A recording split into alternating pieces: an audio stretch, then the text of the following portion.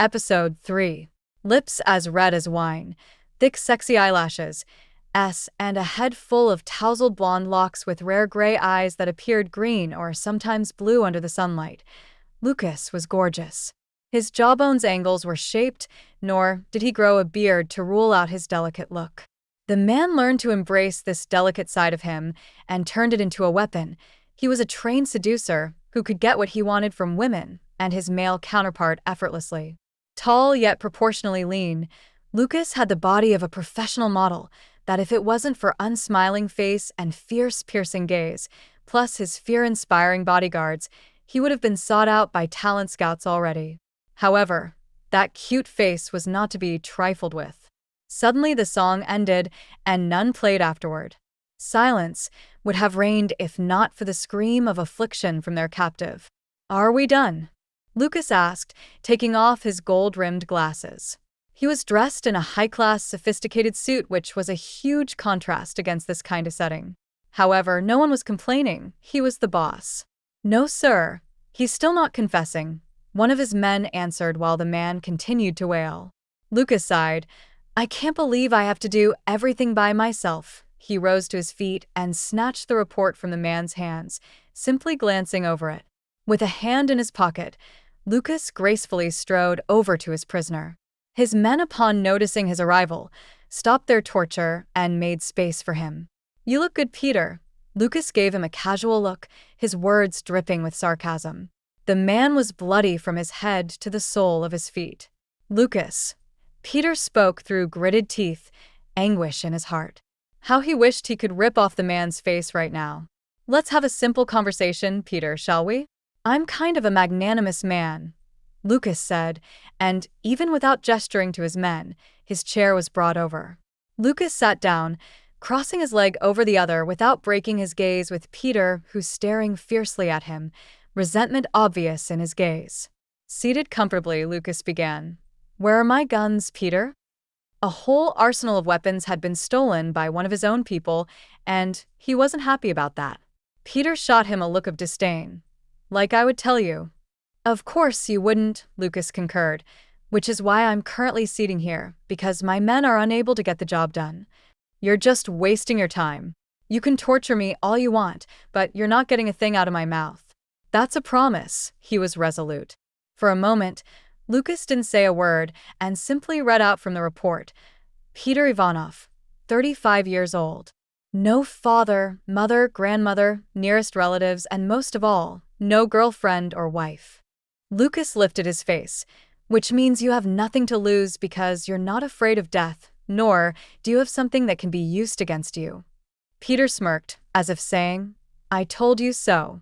But Lukas was not distressed. Instead, a smile curved his mouth when he announced, "All except one." Peter's face furrowed, confused by his comment.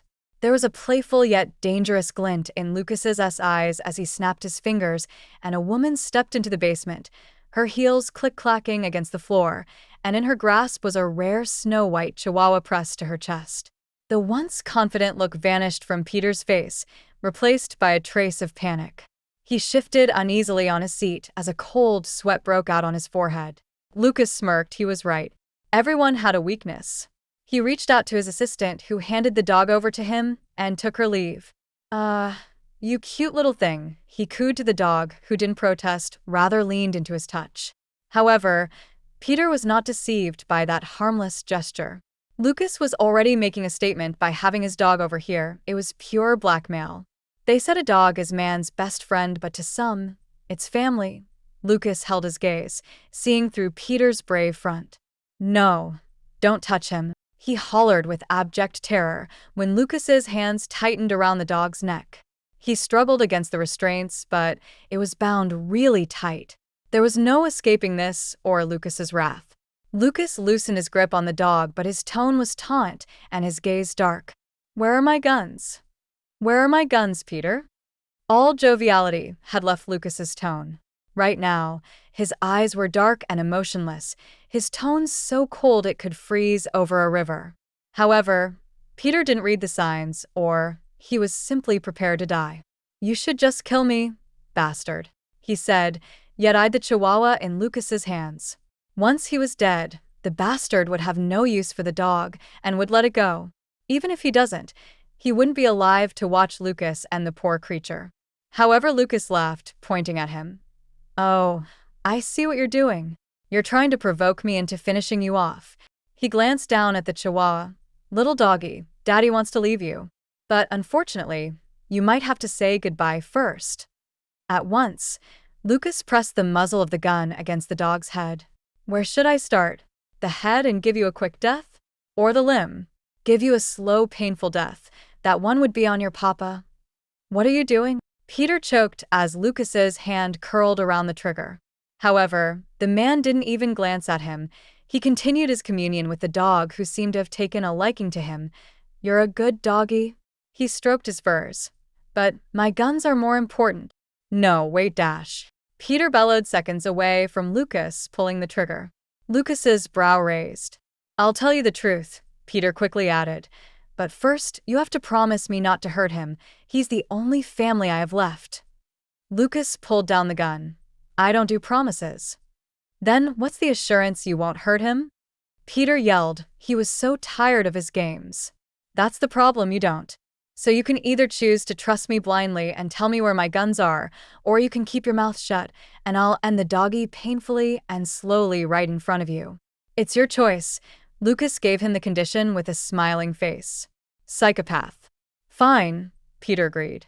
Full story is available at novelpalace.com. Click the link in the comment section to get it free.